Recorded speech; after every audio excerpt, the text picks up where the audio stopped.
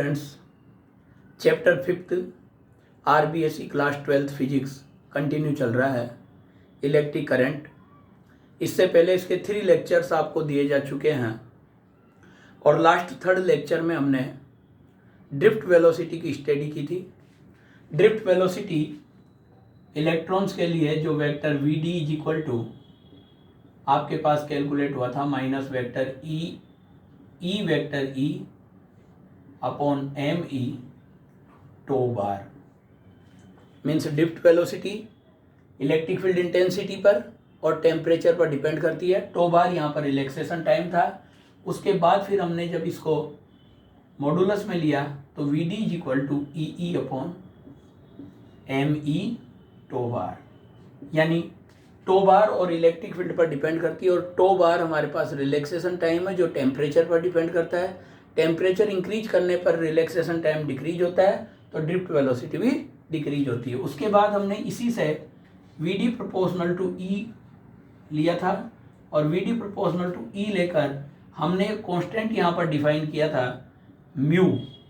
ये जो mu constant है, ये mu is called mobility of electrons. ये हम ऑलरेडी आपको बता चुके हैं, म्यू मोबिलिटी ऑफ इलेक्ट्रॉन्स। ये आपके पास यहाँ पर कैलकुलेट हुआ था और ये ओनली टेम्परेचर पर डिपेंड करता है बेटा।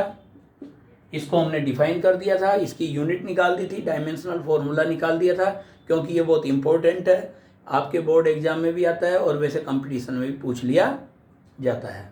अब हमारे पास यहाँ पर इसमें नेक्स्ट टॉपिक है relation between drift velocity and electric current. ये आपके पास नेक्स्ट टॉपिक इसका आता है, relation between drift velocity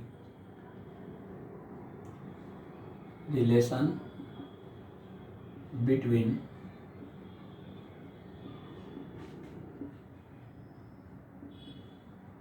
drift velocity and electric current.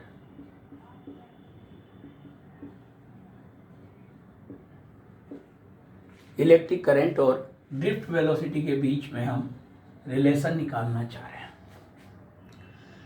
तो यहाँ पर क्या है बेटा, एक कंडक्टर कंसीडर कर रहे हैं। Suppose there is a conductor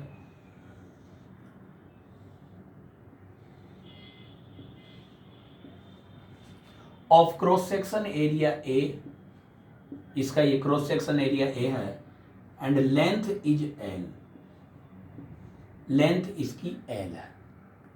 और इसके अंदर जो इलेक्ट्रॉन डेंसिटी है वो इलेक्ट्रॉन डेंसिटी हम स्मॉल एन लेकर चल रहे हैं। इलेक्ट्रॉन डेंसिटी जो लेकर चल रहे हैं वो क्या लेकर चल रहे हैं, स्मॉल एन। इलेक्ट्रॉन डेंसिटी का मतलब है number of electron per unit volume. Electron density is small n there, or that is number of electron per unit volume. The volume of this conductor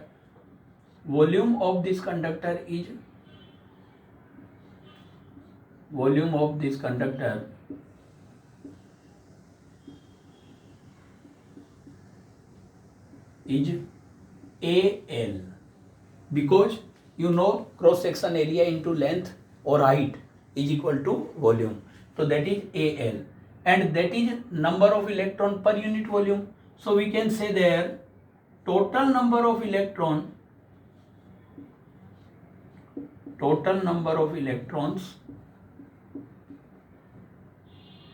in conductor is capital N is equal to NaL, because that is number upon volume is equal to small n, so number is equal to small n into volume. These are the total number of electrons in this conductor. Now when we connect it with the source, this source, then electron get drift velocity and these electron move towards positive end. ये drift velocity से ये positive and की तरफ move करते हैं। अब अगर drift velocity को हम वीडी से डिनोट कर रहे हैं, वीडी, तो किसी इलेक्ट्रॉन को वन एंड से अनदर एंड तक या इस एंड से इस एंड तक जाने में जो टाइम लगेगा वो टाइम आपके पास L/Vd होगा। पहले यहाँ पर हम टोटल चार्ज निकाल लेते हैं। Total charge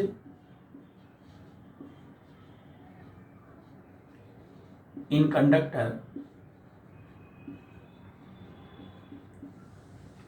Q equal to Ne, already हम जानते हैं quantisation of electrons, quantisation of charge जो चैप्टर फर्स्ट में हमने पढ़ा था, Ne, और जब n की वैल्यू पुट करोगे तो NaLe, that is the total charge in conductor.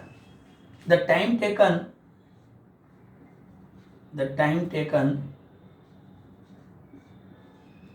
by charge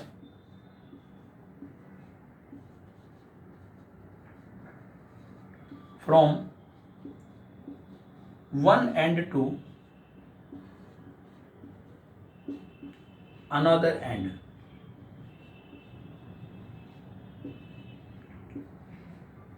इस कंडक्टर के एक एंड से दूसरे एंड तक जाने में जो टाइम लेगा चार्ज, वो होगा बेटा T equal to L/Vd, because the velocity is drift velocity which is Vd and the distance between two ends is L, so that is T equal to L/Vd. Now electric current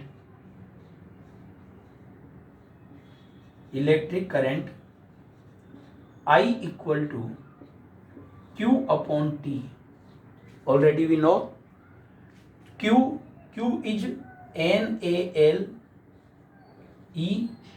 and T is L/Vd.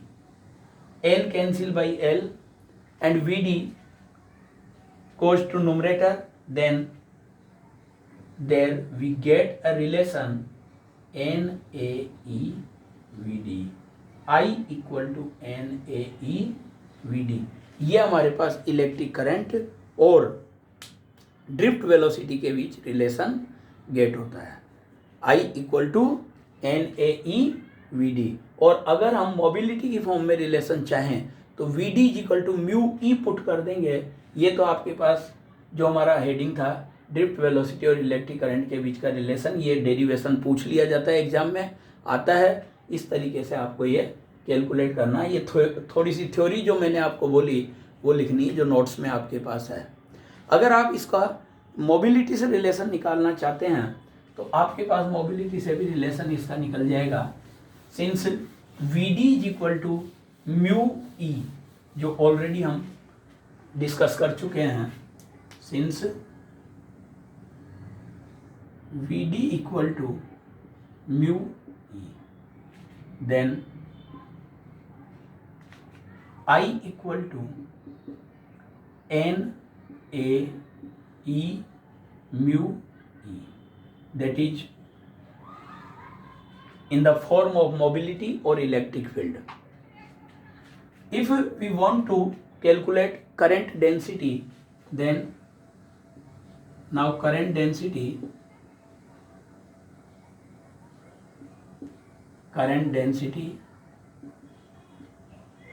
J equal to I/A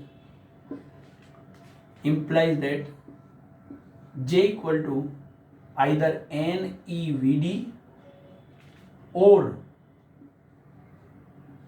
J equal to Ne mu E, that is current density there.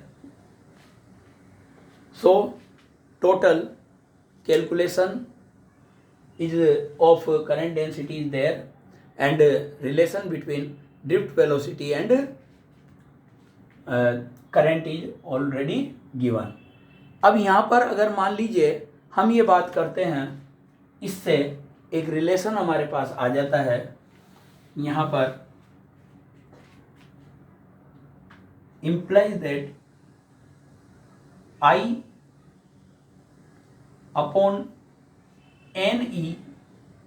Equal to A v d. तो यहां पर एक बात आती है कि अगर आपके पास करंट कांस्टेंट रहे किसी कंडक्टर में, आई को आप कांस्टेंट कर दें किसी भी कंडक्टर में, एन ऑलरेडी कंडक्टर के लिए कांस्टेंट है, ई ऑलरेडी कांस्टेंट है, तो if I is constant then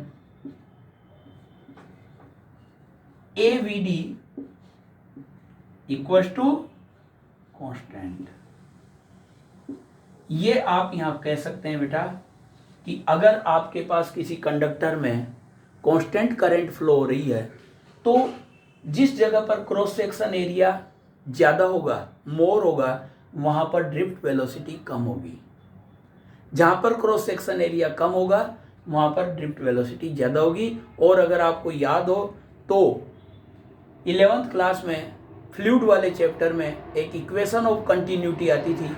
equation of continuity में A1 V1 equal to A2 V2 means वहाँ पर ये बताया जाता था कि अगर किसी ट्यूब में कहीं क्रॉस सेक्शन एरिया लेस है या लो है तो वहाँ पर velocity of flow of liquid more होगी।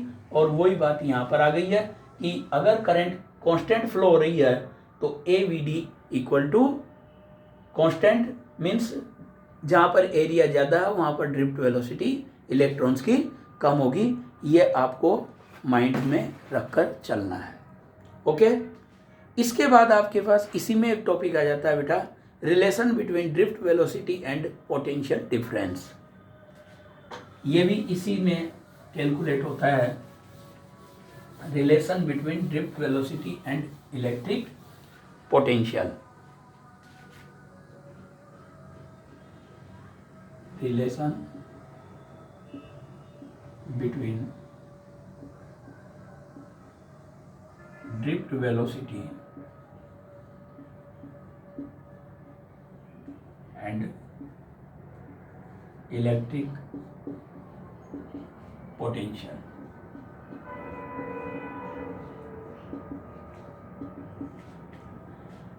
देखो बेटा, अगर इस L लेंथ के कंडक्टर पर, ये L लेंथ का कोई कंडक्टर है, इसकी लेंथ L है, इस पर आपने V पोटेंशियल अप्लाई किया है, अप्लाइंग पोटेंशियल इज V, ये V पोटेंशियल अप्लाई किया है तो यहाँ पर एक इलेक्ट्रिक फील्ड प्रोड्यूस होगा जिसकी डायरेक्शन होगी ये इलेक्ट्रिक फील्ड की। और ये जो इलेक्ट्रिक फील्ड प्रोड्यूस होगा E इक्वल टू होगा V/L। ये ऑलरेडी हम कैपेसिटर वाले चैप्टर में भी E इक्वल टू V/D कर चुके हैं, या V इक्वल टू ED। और इसके अलावा हम ऑलरेडी जानते हैं vector E equal to -dV/dr means potential gradient. तो उस तरीके से ये E इक्वल टू V/L हो जाता है। Now from VD is equal to EE/me tau bar drift velocity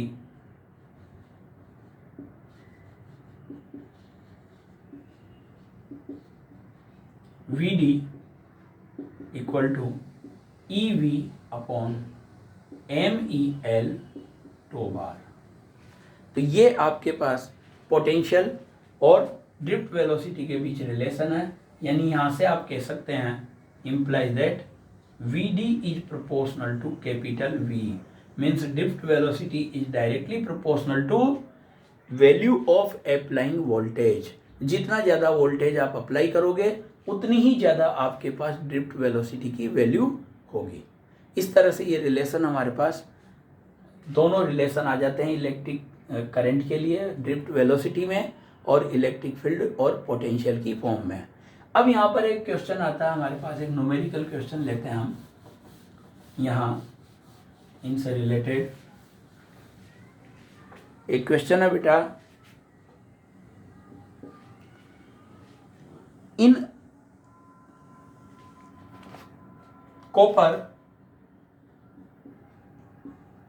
copper free electrons density per centimetre cube is free electrons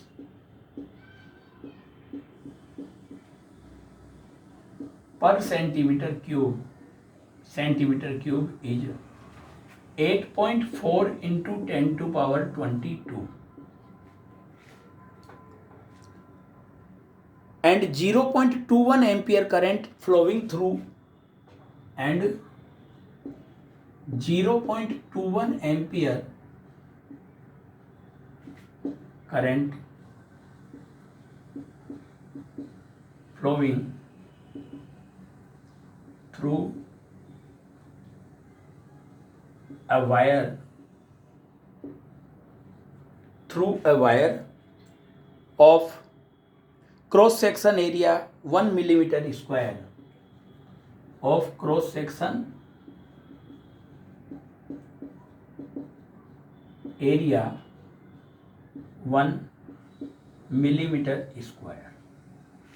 Then find out the value of drift velocity. Then find out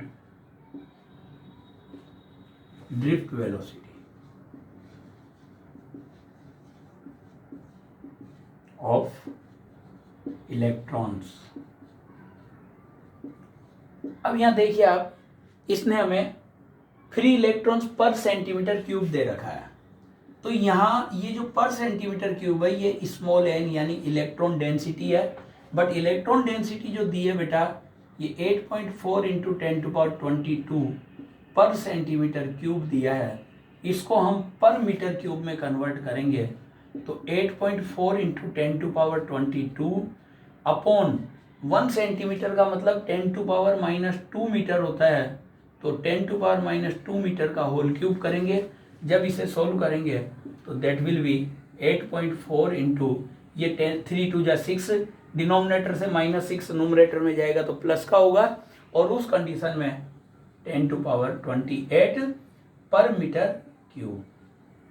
ये आपके पास electron density आ गई। Area इसने 1 mm square दे रखा है, 1 mm square को आप convert करेंगे metre square में, 10 to power -3 metre equal to 1 mm होता है, तो यहाँ पर एरिया हो जाएगा 10 टू पावर -6 मीटर स्क्वायर। और करंट आपके पास 0.21 दे रखी है, वीडी आपको फाइंड करना है, आई गिवन है 0.21 एम्पियर और वीडी आपको फाइंड करना है। तो since I equal to NEA, VD implies that VD equal to I upon NEA। यहाँ पर बेटा I की जगह 0.21 अपॉन N की जगह पर 8.4 इंटू 10 टू पावर 28 और E 1.6 इंटू 10 टू पावर -19 और एरिया 10 टू पावर -6। तो ये यहाँ पर ये पॉइंट जब आप रिमूव करेंगे तो यहाँ पर एक जीरो अप्लाई करनी पड़ेगी। 21 4 जा 84 होता है, मीन्स ये 40 टाइम्स आपके पास कैंसिल हो जाएगा। ये इससे कितने टाइम्स कैंसिल होगा? 40 टाइम्स। और इस तरीके से यहाँ पर ये 10 to power implies that VD equal to ये 10 टू पावर 28 -19 -6 तो ओनली 3 बचेगा, ये 40 आएगा, मीन्स आपके पास 1/40 इंटू 1.6 इंटू 10 टू पावर 3, ये आपके पास यहाँ डिनोमिनेटर में आ रहा है। जब इसको आप सोल्व करेंगे तो 16 4 जा 64 हो जाएगा, 1/64 इंटू 10 टू पावर -3 मीटर, और 1 में 64 का डिवीजन देंगे तो 0.01 और 36 360 हो जाएगा, तो 5 इंटू 10 टू पावर -3 मीटर। तो अप्रोक्सीमेट 0.015 मिलीमीटर इस फॉर्म में ये आपके पास आ रहा है। तो ये आप कैलकुलेट करके दे सकते हैं। यहाँ से ये पॉइंट हट के 100 आ जाएगा, वहाँ 10, तो ये 10 इस तरीके से ये कैलकुलेट हो जाएगा। ठीक है, तो ऐसे बेटा आपको ये न्यूमेरिकल प्रॉब्लम सोल्व करना आनी चाहिए। ऐसे ही एक क्वेश्चन दिया है कि 1.5 ampere current flowing through a copper wire. Next question है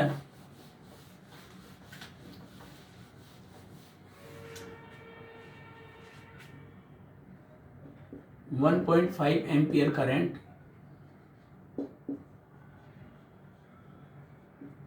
flowing through a copper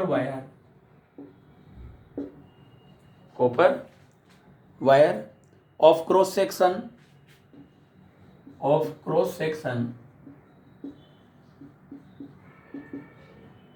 10 to power minus 7 meter square. If the density of copper if the density of copper is 9 into 10 to power 3 kilogram per meter cube and atomic mass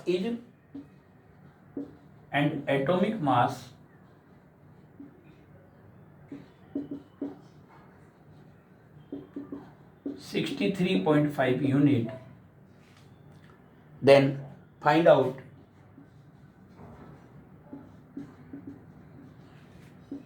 drift velocity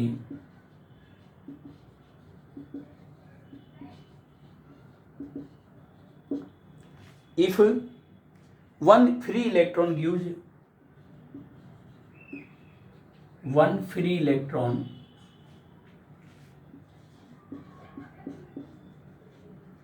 gives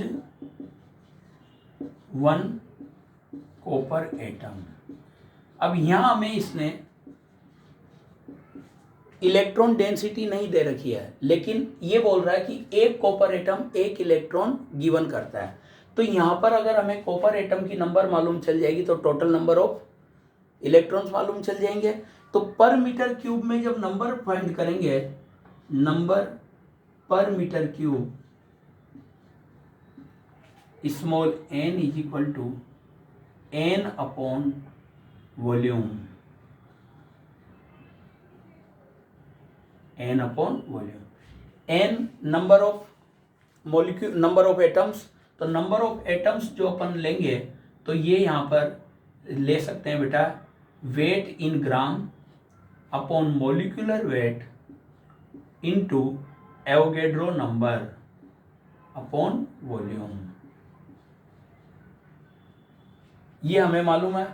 अब weight upon volume या mass upon volume इस तरीके से जब लेंगे तो मास इन gram upon molecular wait था या एटॉमिक वेट था यहाँ पर, तो मास अपॉन वॉल्यूम को आप डेंसिटी लिख सकते हैं।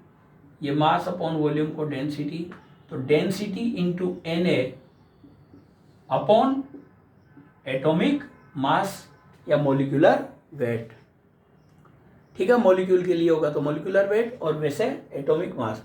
ये जब वैल्यू आप पुट कर देंगे यहाँ तो आपको स्मॉल n की वैल्यू मिलेगी।